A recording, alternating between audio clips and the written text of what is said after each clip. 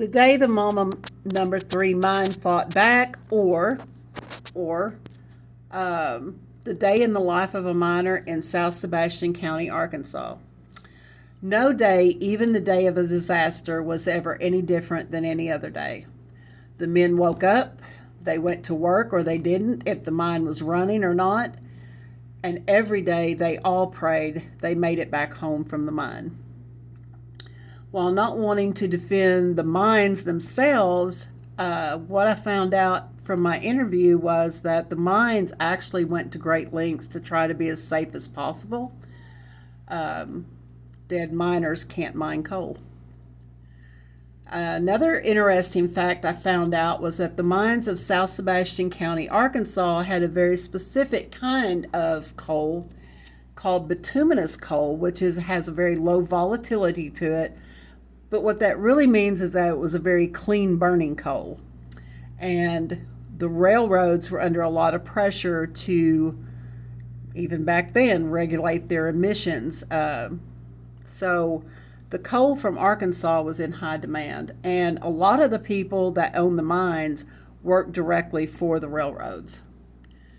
Why should anyone care about the mining disaster in Jenny Lind, Arkansas on February 24th, 1928? The one thing I found when doing this research was that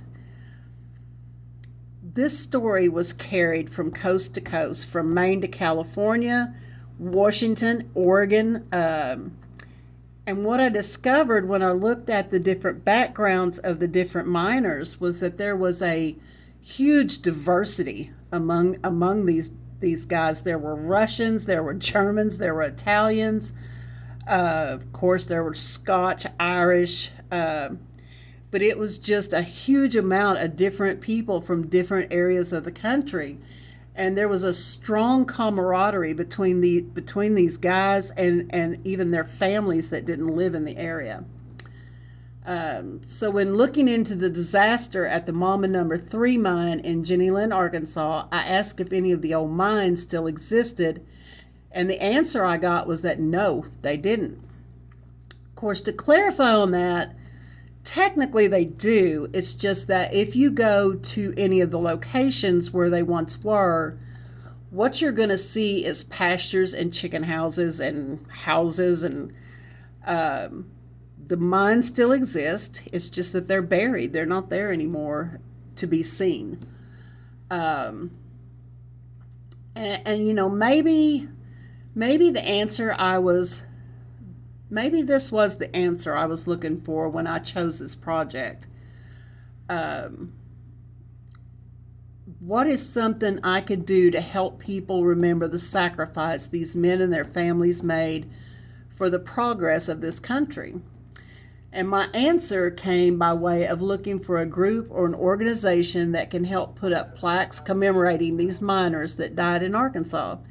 Oklahoma has several of them to commemorate several different mining disasters. Arkansas does not. One of my citations was Mr. John Dill. He actually self-published a book, Sebastian County Coal Mining, A Technical History. And then also I looked at Arthur Collier, David White, and G.H. Gertie, who did the Arkansas coal field. They did a evaluation of the Arkansas coal fields in 1907. So I hope you enjoyed this, and thank you.